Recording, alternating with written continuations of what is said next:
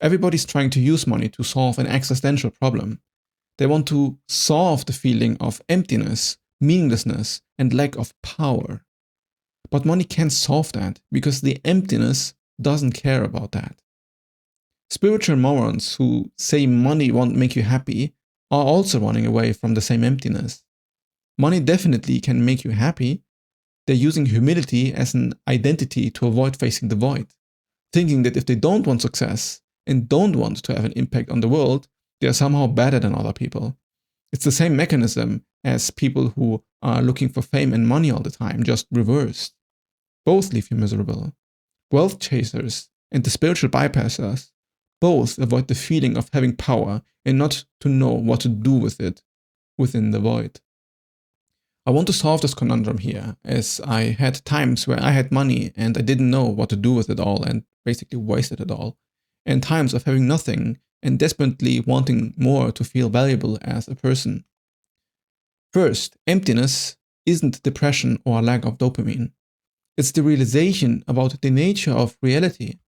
When I say the void, I don't mean anything that esoteric. We're living in a universe inside time and space. This space is empty. Time and space, scientifically, is empty, meaning that beneath all our materials and atoms, there's really nothing there. So recognizing a feeling within you that reality is actually empty is truthful. You are coming in contact with reality when you sense that. But feeling a certain way about this sense of emptiness, that's where something might be wrong. If you feel like you are not whole and something needs to be fixed, that you need to be somebody to feel fulfilled, or you need to have a certain number of possessions or recognitions, that's where the problem really lies. It's an ontological problem, really, meaning that it's a problem of what you believe is true about that emptiness. Money makes it simply impossible to ignore, because the power you thought money would give you is actually powerless against that feeling of emptiness. People buy expensive cars and then feel like they don't even own them, because they don't. Time owns them. Time owns you. And the car and time is always merging together towards entropy, disintegrating into more emptiness. But here's where it starts, right?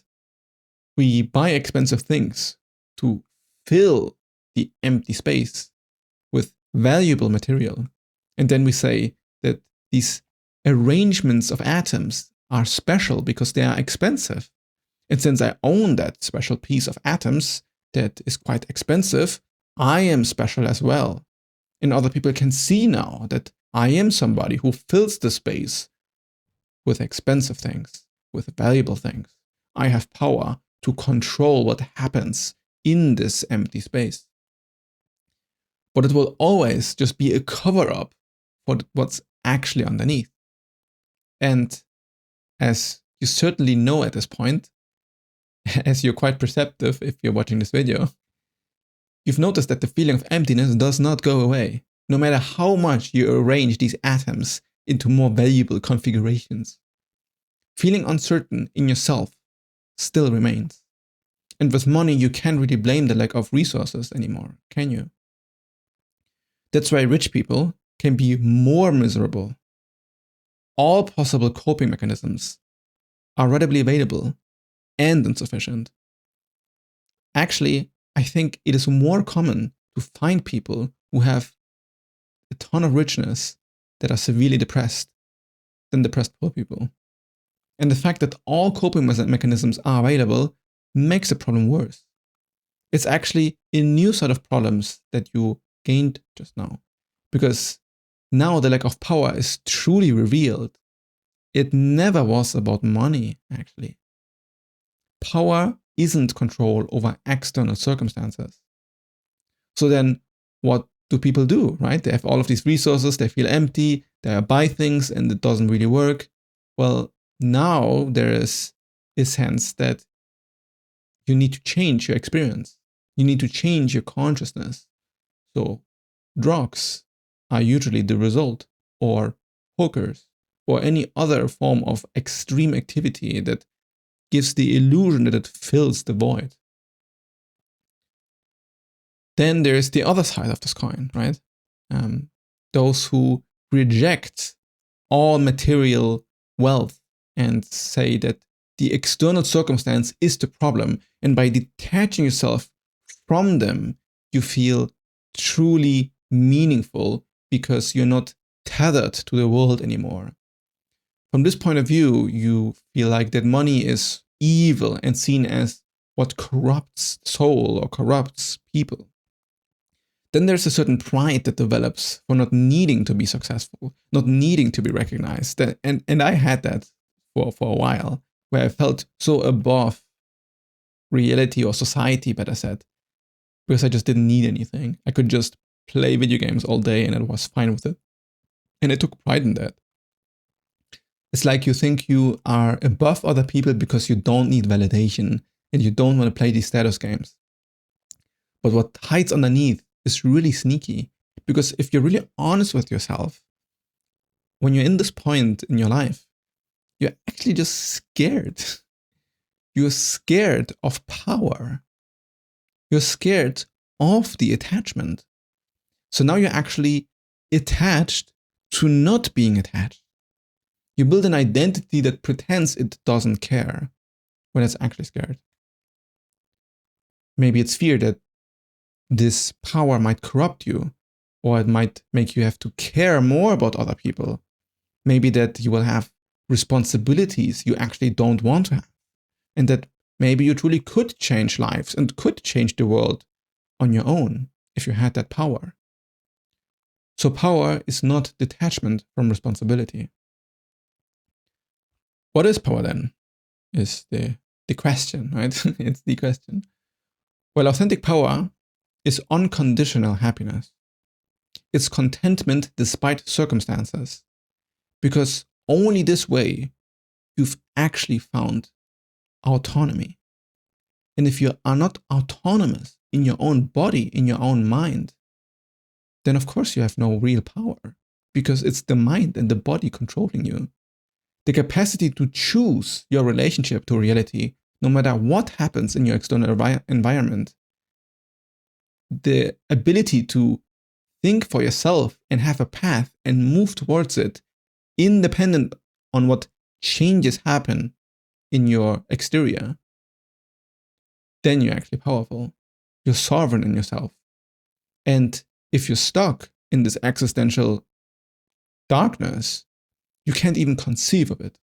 You feel so controlled by the impulses of your brain and the impulses of your body that it feels like there's no way out.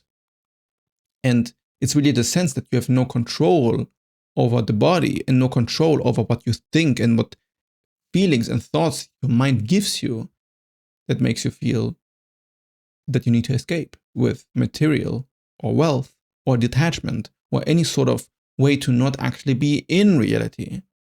You'll always be looking for something to fulfill you outside yourself and never find it. Because being addicted to all sorts of material things is the way to avoid the void. It's no wonder that it's so common for famous people to become drug addicts, because they have to face the void in such an obvious way.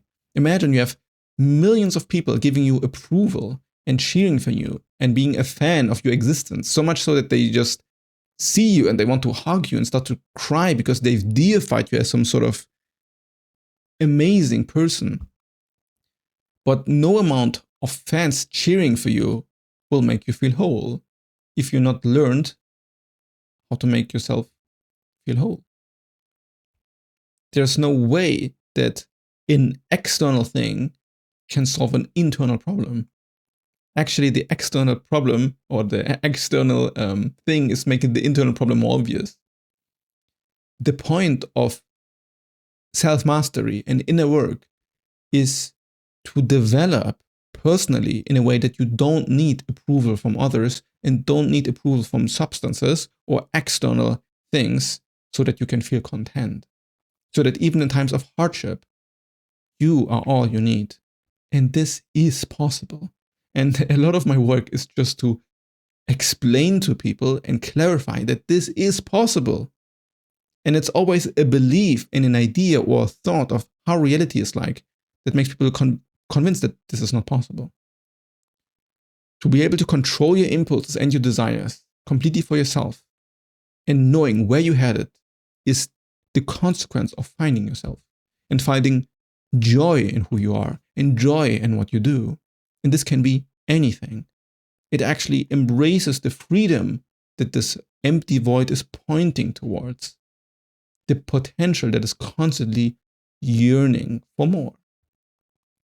And this work goes deep, and it can be quite dark.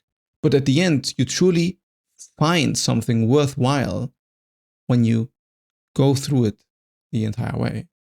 Where life does not need to be suffering anymore, where the void feels liberating instead of pulling you in or dragging you down, where money actually equals power because you see it as a tool for creation and prosperity, a tool to increase happiness for yourself and other people and exchange the value that you have given to others. And where the emptiness is seen as endless, unfolding potential and possibilities. Money becomes power when you're actually facing the void. But doing so, it's another set of challenges.